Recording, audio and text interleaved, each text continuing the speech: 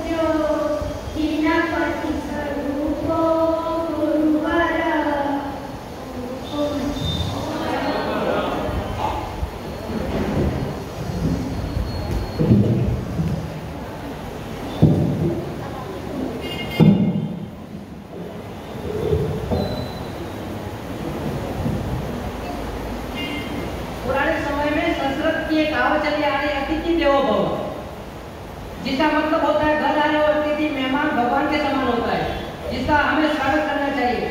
इसी कड़ी में स्वागत गीतिका के लिए मैं आमंत्रित करता हूँ तेरापंथ महिला मंडल, वो आए और अपनी प्रस्तुति दे। तेरापंथ महिला मंडल बोईसर।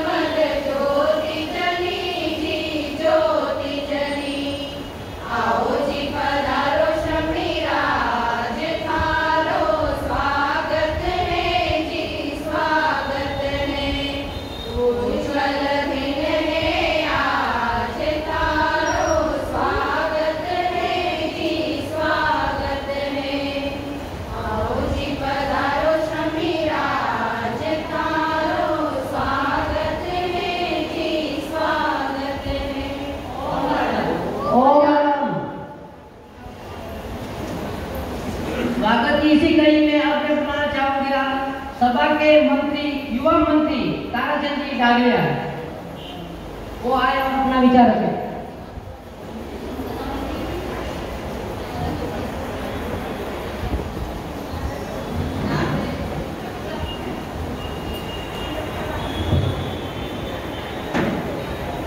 आज के प्रवक्ता आचार्य श्री किशनजी स्वामी, तेरापन आचार्य परंपरा, वर्तमान आचार्य श्री माँ सम्मति के चरणों का वंदन।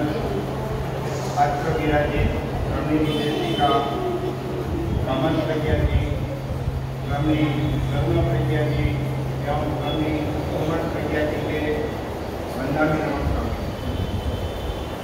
और यह विराजित धन परिवार को मेरा साधन जय जिनन। स्वामी जी,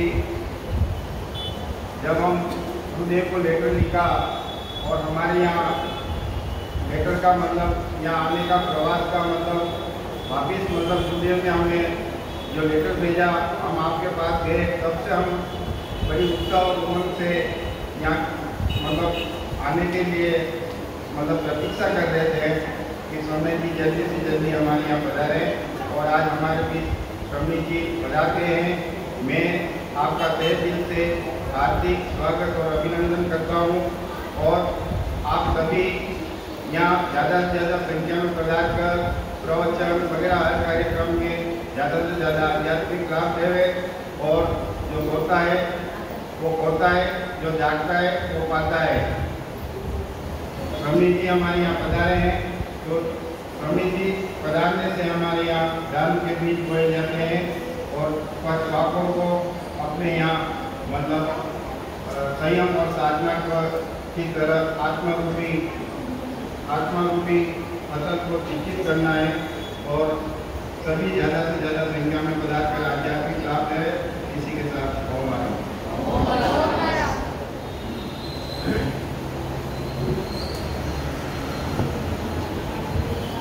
एक कहावत है, अतिथि संस्कार बिना हर अरदास अधूरी होती है। अतिथि संस्कार बिना हर अरदास अधूरी होती है। अतिथि वो फरिश्ते हैं जिनके आने से हमारी आस पूरी होती है। ये बात सब तो बोले ओम राम। इसी कड़ी में अब मैं बुलाना चाहूंगा ज्ञानशाला के बच्चे जो अपनी प्रस्तुति करें। ज्ञानशाला के बच्चे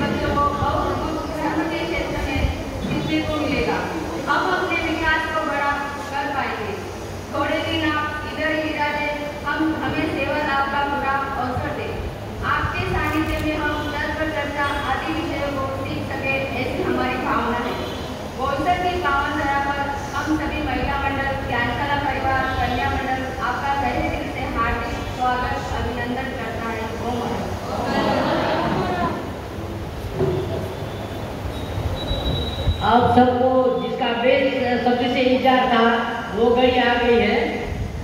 माँ पुता ये घर आंगन ये समाज, माँ पुता ये घर आंगन ये समाज। जब आप पधारे हैं, जब पांगल से आप पधारे हैं, ऐसा होता है जन्मों जन्मों से साथ हमारा, आपका साथ हमारा है। जिनका सबको साथ इंतजार हो, जिनका सबको था इंतजार, वो घड़ी आ गई आ गई आ गई आ गई। और इसी घड़ी में मैं बताना चाहूंगा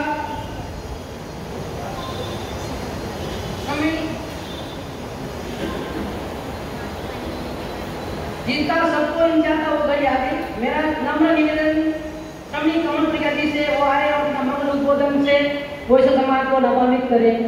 मंगल प्रगति।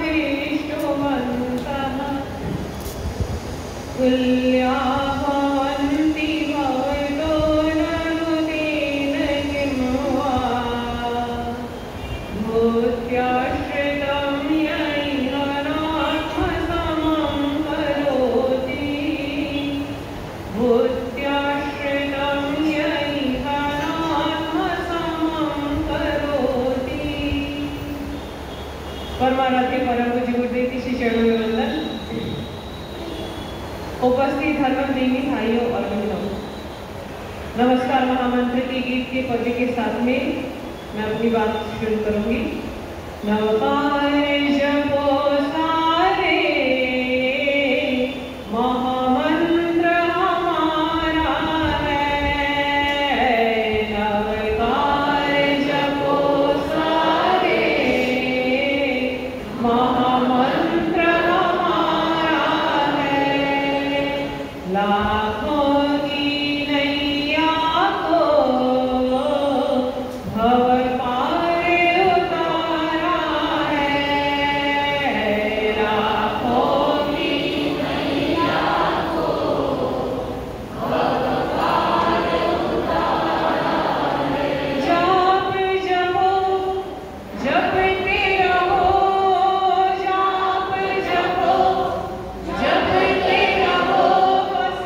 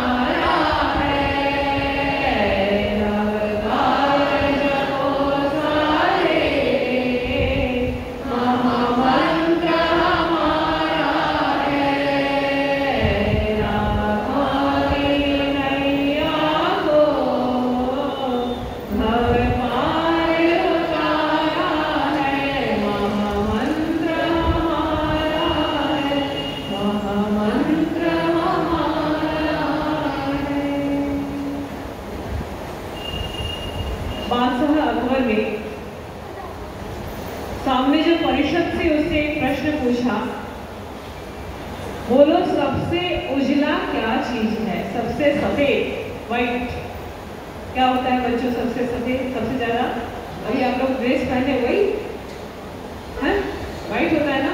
और क्या होता है व्हाइट? और क्या होता है व्हाइट? आप सीधे मन में, मन तो सबसे काला हो सकता है। मन को लोभी, मन को लालची, मन को चोर, मन को पता नहीं कितनी कितनी उपाय दी गई है। प्रकाश, प्रकाश तो दूध, किसने बोला दूध? ठीक है। और क्या होता है व्हाइट? मुखौसी का, बहुत सुंदर। समरी जी का कपड़ा बताइए नहीं है? मोती, धोती, नमक, चीनी, मिश्री, है ना, दूध, दही।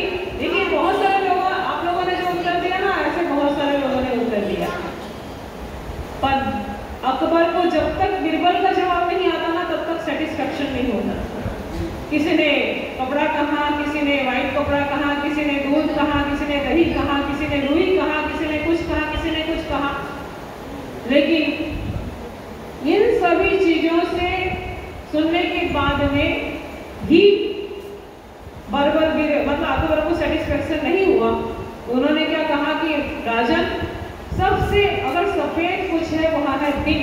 क्या कहा? दिन। दिन यानी डे, है ना। दिन अभी क्या है? रात के बाद में दिन हुआ या नहीं हुआ? दिन हुआ। पर बादशाह को समझ में नहीं आई कि दिन कैसे सफेद हो सकता है, बाकी चीजें तो सफेद दिखती है, दिन कौन सा दिखता है। कहा कि ठीक है, कभी मैं आपको इस बात को प्रूफ करके बताऊंगा। और एक दिन उन्होंने अपने घर में बादशाह को बुलाया, और बुलाया तो क्या, एक रूम में रुई रख दी और एक रूम में चीनी रख दिया। एक रूम में रुई रखा और एक रूम में चीनी रखा।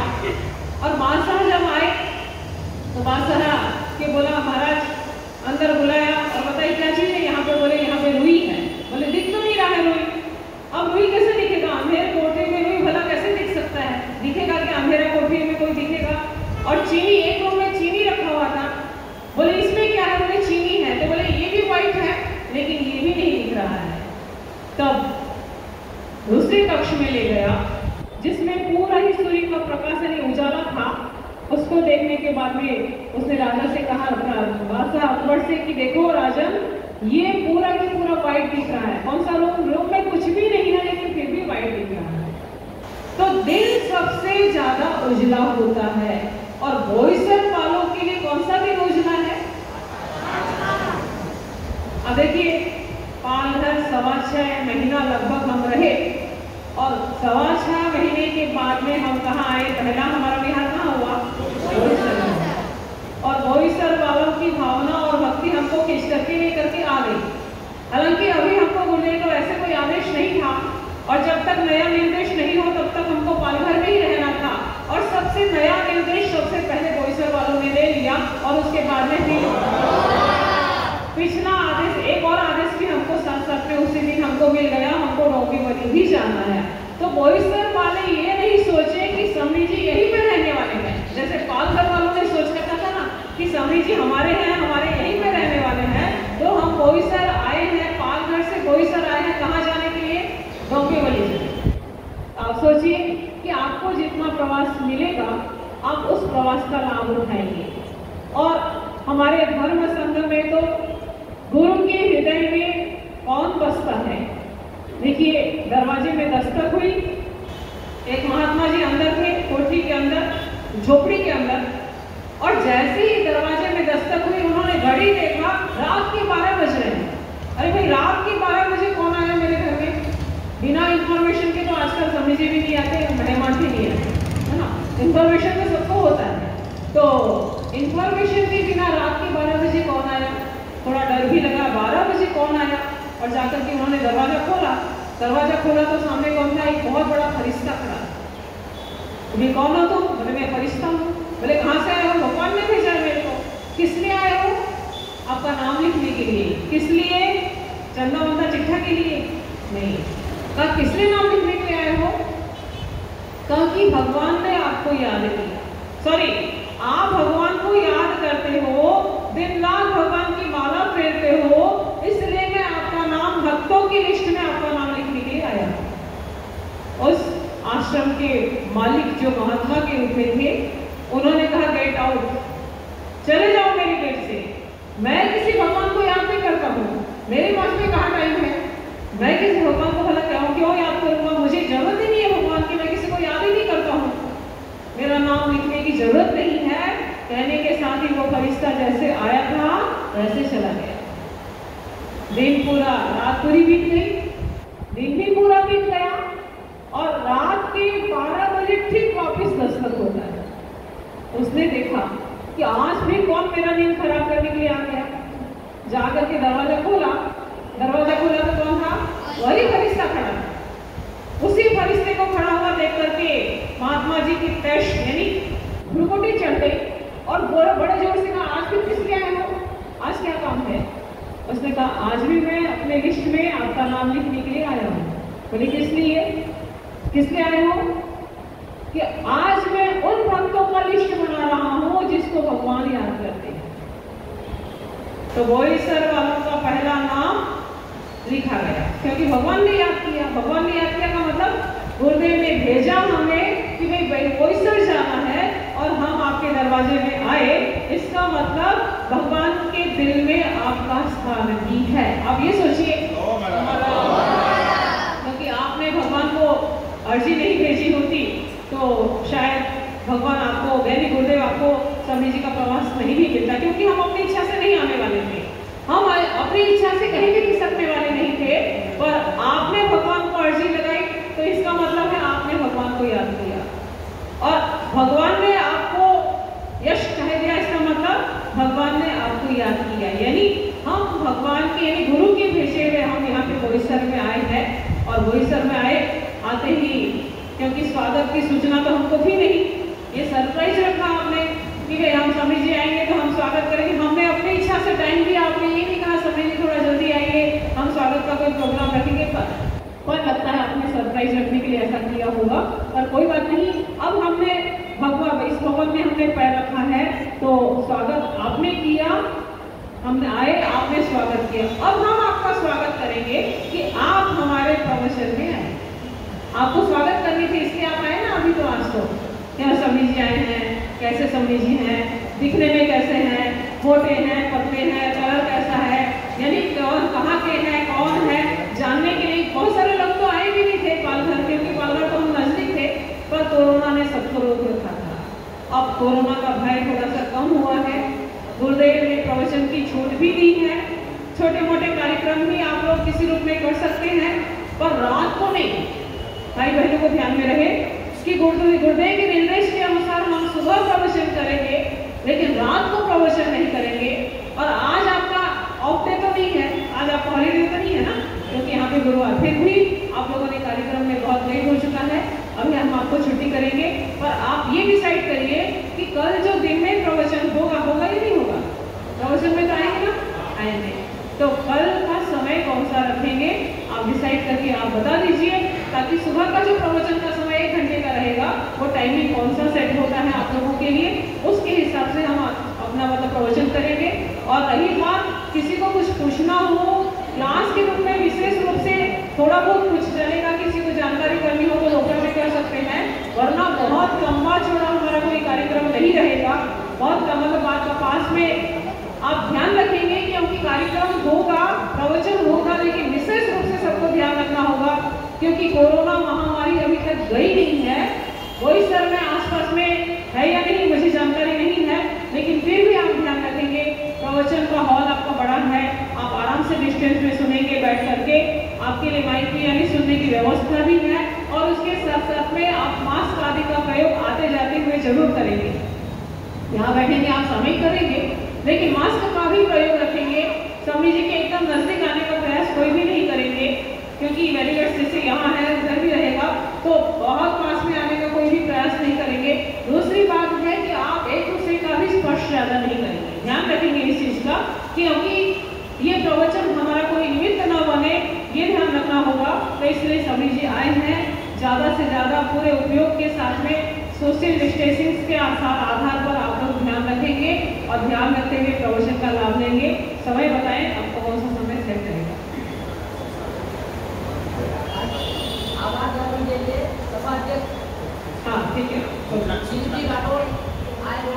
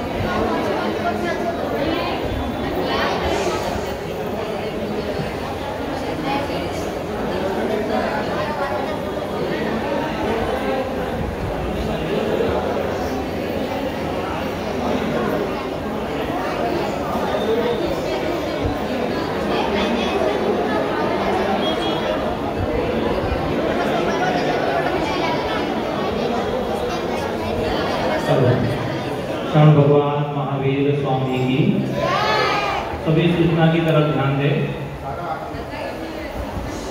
प्रवचन का समय सुबह 8:30 से 9:30।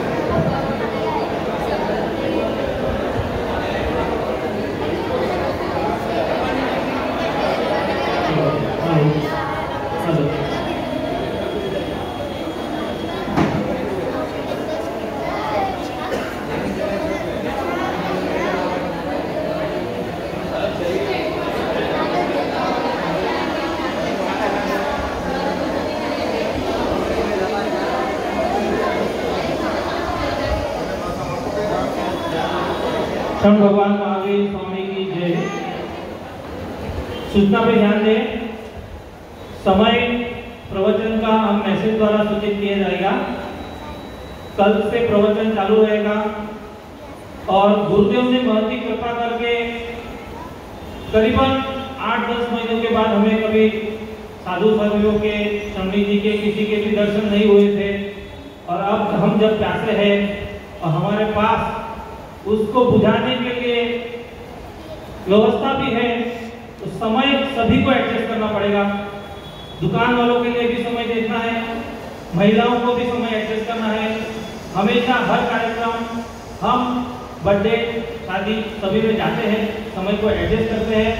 तो सभी की सुविधाओं को देखते हुए समय जो भी निर्धारित किया जाएगा उसमें आप सभी को पूरा से पूरा लाभ लेना है।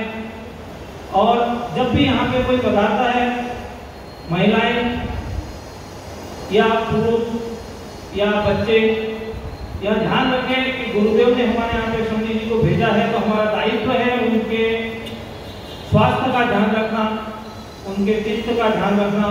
तो कोई भी विदाउट मास्क प्रवेश ना करे, यह बेहतर रहेगा। शमी जी से विशेष डिस्टेंस बनाए रखे, कोई भी अधिक नजदीक ना जाए। गवर्नमेंट के एवं गुरुदेव के निर्देश का कोई भी अवहेलना ना हो, इसका भी विशेष ध्यान रखें। और इसी के साथ आप सभी समय हम एक बार फिर से चर्चा करके आपसे सूचित करते हैं।